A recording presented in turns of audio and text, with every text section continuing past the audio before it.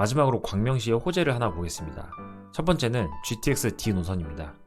경기도 김포와 인천에서부터 경기도 남양주시 팔당역과 강원도 원주시 원주역을 이어주는 수도권 광역급행철도의 네 번째 노선입니다. 수도권 서어 동남부 지역에서 서울의 중심지로 이어주는 급행 노선입니다.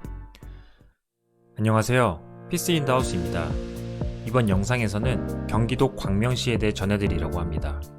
서울로의 접근성이 좋을 뿐만 아니라 광명 뉴타운, 철산 재건축으로 천지가 개벽하고 있는 경기도 광명시 임장 영상 시작하겠습니다.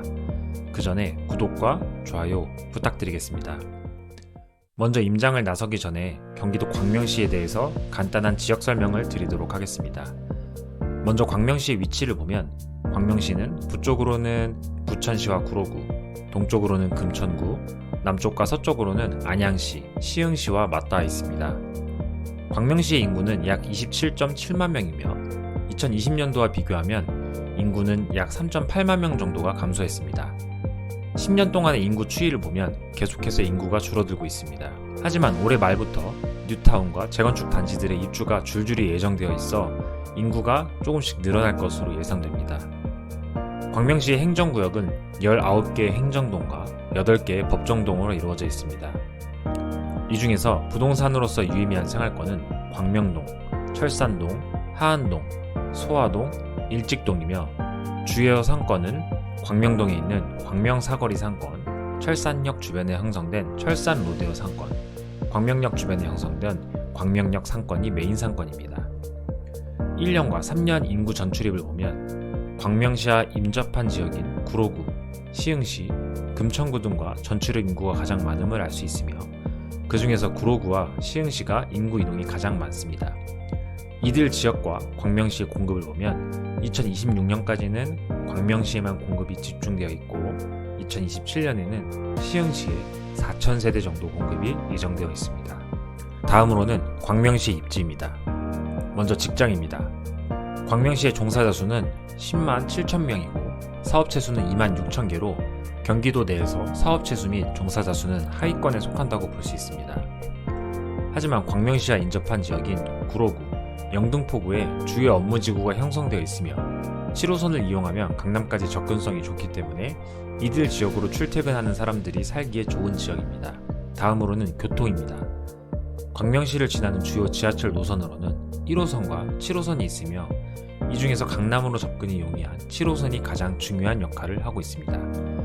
광명역의 경우 1호선 지선이지만 KTX가 지나고 있다는 특징이 있습니다. 주요 도로로는 제2경인고속도로, 서해안고속도로, 평택파주고속도로가 있습니다. 다음으로는 학군입니다.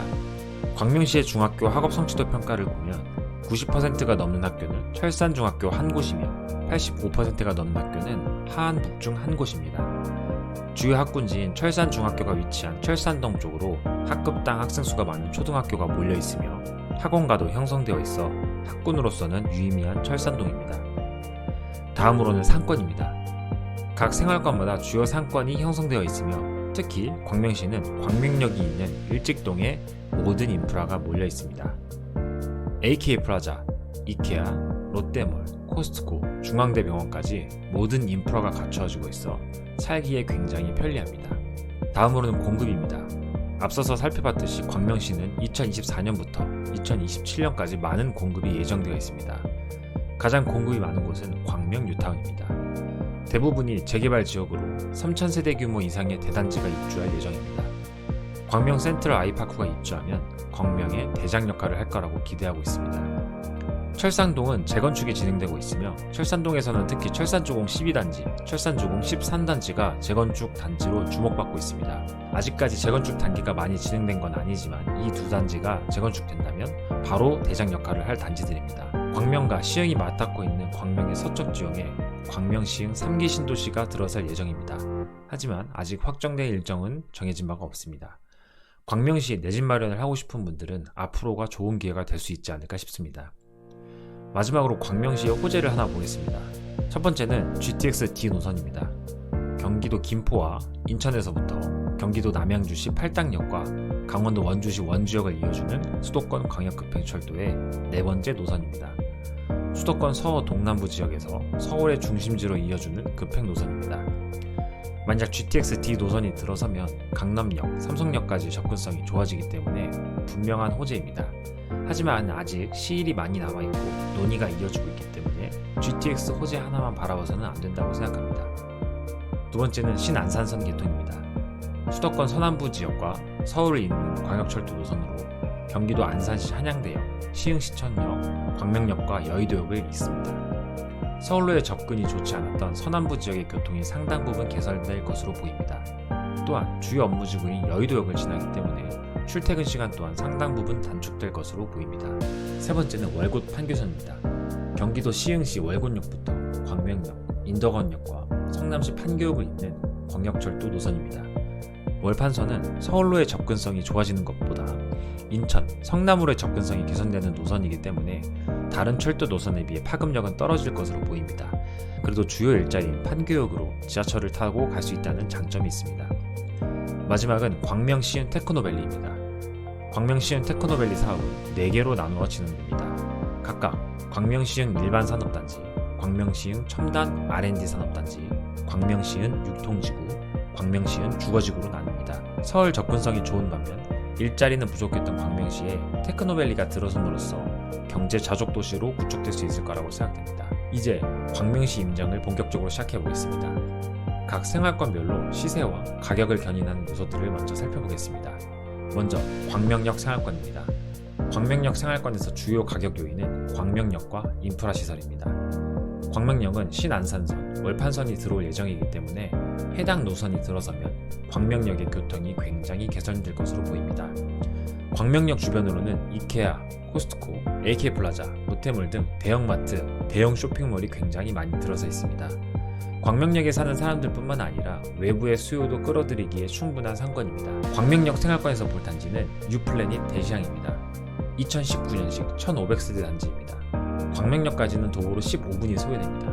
AK플라자가 바로 앞에 있고 주변에 이케아, 롯데몰, 코스트코 등 인프라를 모두 누릴 수 있어 선호도가 높은 단지입니다. 전용 8사 기준으로 최고가 15억 2천만원에 거래되었던 단지이며 최근 실거래가는 13억 2천만원에 거래되었습니다. 현재 네이버 부동산 호가를 보면 전용 8사 기준으로는 매매가 13억, 전세가는 5억 9천에 올라와 있습니다. 다음은 철산동 생활권입니다. 철산동 생활권에서 주요 가격 요인은 철산역과 재건축, 그리고 평지 선호입니다. 철산역을 이용하면 주요 업무지구까지 출퇴근 시간이 1시간 이내로 줄어들게 됩니다. 따라서 철산역에 대한 수요가 가격을 견인합니다. 또한 철산동의 경우 재건축이 굉장히 활발하게 이루어졌습니다. 철산역 초역세권인 철산조공 12, 13단지를 제외하면 대부분의 주공단지들이 재건축에 들어갔으며 따라서 재건축 기대감에 의한 집값의 상승, 그리고 재건축으로 인한 주변 환경의 변화들로 인해 철산에서의 가격을 견인합니다. 마지막으로 철산동에서는 평지에 대한 선호도가 강합니다. 따라서 철산 센트럴 푸르지오가 평지와 역세권을 누릴 수 있기 때문에 대장의 역할을 하고 있습니다. 철산동에서 볼 단지는 철산 센트럴 푸르지오입니다. 2021년식 798세대이며 철산역을 도보로 9분 만에 이용할 수 있고 평지에 있어서 사람들이 선호합니다. 단지 바로 옆으로는 광덕초등학교가 있으며 철산 로데오 상권을 이용하기에 편리합니다.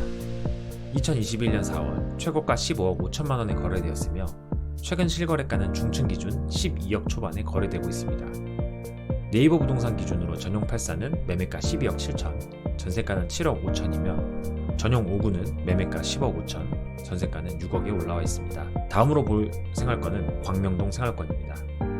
광명 뉴타운이 들어서면서 천지가 개벽하고 있는 생활권으로 광명동 생활권의 주요 가격 요인은 광명 사거리역과 광명 뉴타운, 철산역과 마찬가지로 7호선을 이용하여 서울로의 출퇴근이 편리하기 때문에 광명 사거리역에 대한 수요가 높습니다. 철산동이 재건축으로 천지가 개벽하고 있다면 광명동은 광명 뉴타운으로 인해 천지가 개벽하고 있습니다. 특히 2025년 입주하는 광명 센트럴 아이파크의 경우 광명 사거리역을 도보로 이용 가능하며 2000세대 가까운 단지이기 때문에 입주가 시작되면 대장 역할을 할 것으로 생각됩니다. 마지막으로는 하안동 생활권입니다. 하안동의 가격 요인은 연식과 재건축입니다. 하안동의 경우 1990년도에 입주한 주공단지들이 메인입니다. 행정구역상으로는 하안동인 이편한 세상 센트레빌, 두산 이브 트리지움 등도 재건축 단지로 2010년이지만 사람들에게 수요가 높습니다. 따라서 연식이 좋을수록 하안동에서는 수요가 높습니다. 하안주공 단지들은 모두 재건축을 준비 중입니다. 하지만 아직 기본계획 수립 단계이기 때문에 재건축이 진행되려면 최소 10년 이상은 걸릴 것으로 보입니다. 재건축 호재만을 바라봐서는 안 되지만 여기서는 재건축에 대한 이슈가 가격을 견인합니다. 하안동에서 볼 단지는 행정구역 상으로는 하안동이지만 철산동 생활권에 가까운 광명 두산 이브 트레지움입니다. 2019년식 1248세대 단지로 철산역까지는 도보로 16분 정도가 소요됩니다. 역과는 다소 거리가 있지만 철산 쪽, 철산중을 보낼 수 있어 학군으로서 유의미한 단지입니다. 2021년 8월 최고가 13억 5천에 거래되었으며 최근 실거래가는 11억 초중반에 거래되었습니다. 현재 네이버 부동산 호가는 전용 8사 기준 매매가 10억 8천, 전세가 6억 7천이며 전용 5구 기준 매매가는 9억, 전세가는 6억 1천입니다. 지금까지 경기도 광명시에 대해서 설명드렸습니다.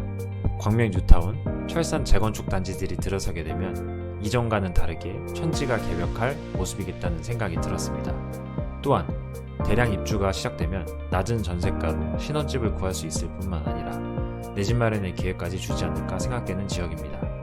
서울 접근성뿐만 아니라 신축까지 누릴 수 있는 광명시 꼭 임장해 보시길 추천드립니다. 그럼 이곳으로 이번 영상 마치도록 하겠습니다.